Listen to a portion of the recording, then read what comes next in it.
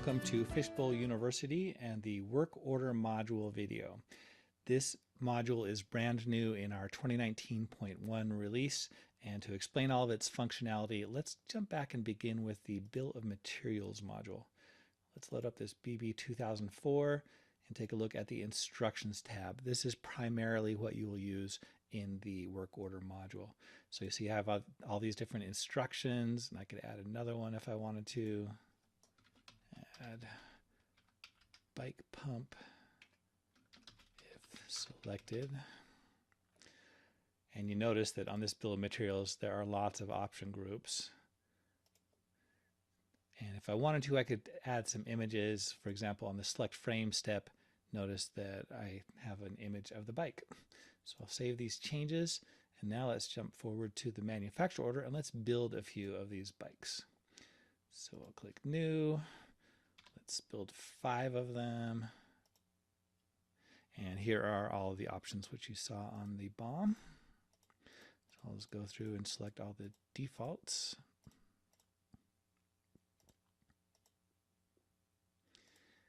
And finish. And for now, notice that the WO number column is blank, but as soon as I issue this manufacturer order, it shows up.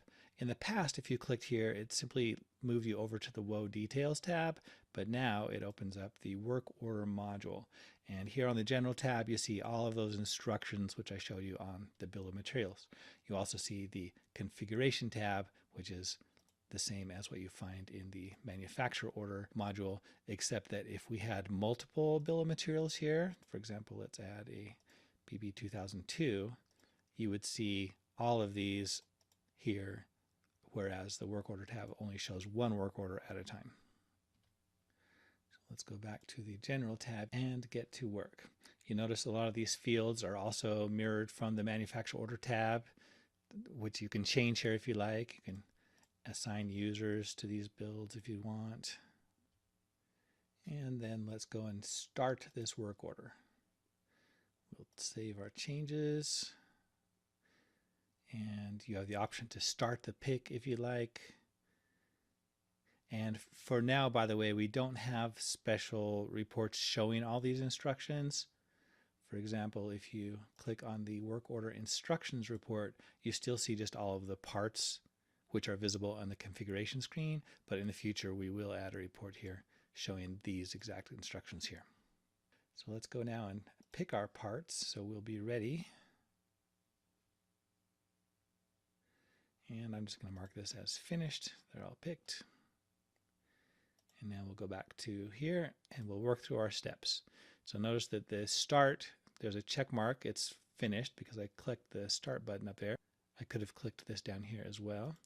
We'll go to the next one and click our complete checkbox. And let's say we finished all 5. We have the 5 frames selected. So we'll move to the next one, and as I move along, you'll see these 5 are ready for the next step. Now this time if I select that row and click Finish, let's say now I only finished 3 of them, click OK, and so 2 of them are still on this step, and you can go back and finish them whenever you want. Let's say we've finished 1 more. Now there are 4 ready for the next step. So as you can see, the work order module adds additional functionality and flexibility which the manufacturer order module did not allow. So let's continue moving these forward a few more steps. Oh, and you see I selected the wrong row. It's already completed, so there's 0 left to complete there. So I'll cancel, select the right row, and move them forward. Let's take a look now at these other buttons over here. First we have our Show Step Instructions, and this shows what was in the details area in the bill of materials. And if we had set up a URL there in the bill of materials so that this would link to a YouTube video or some document or a picture, we could click that and open it, but we don't have one set for this step, so there's nothing there. The Show Image shows an image. On this step, there's no image available, but back on step 2, I did add an image, so if I click that, it opens up and there's our bike to give a picture of what we're aiming for. You may add a manual step, such as take a test ride. And that shows up down here. You can also edit it. Not too fast.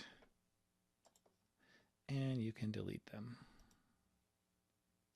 There are user rights tied to all of these buttons, so you can control who can add and delete steps and so forth.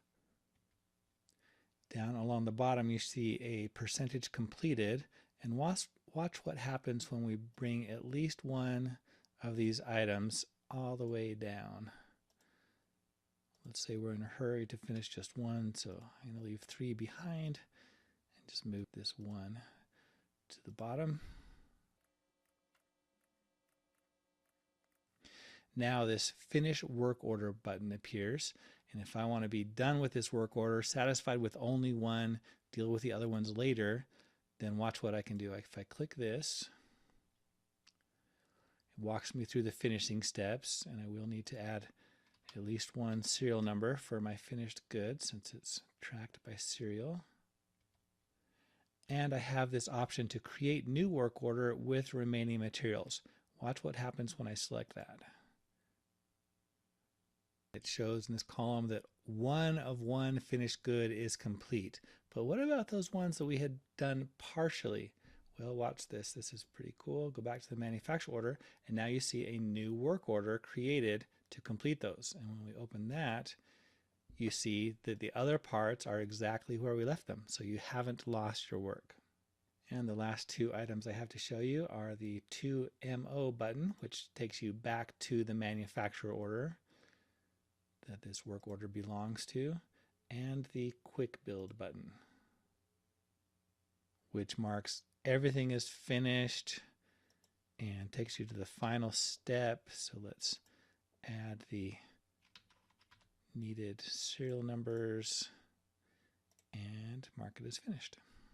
This concludes our video on the work order module. We hope you will enjoy this new feature with its increased functionality, flexibility, and efficiency, because what we do best at Fishbowl is to help you be more successful at whatever it is you do best.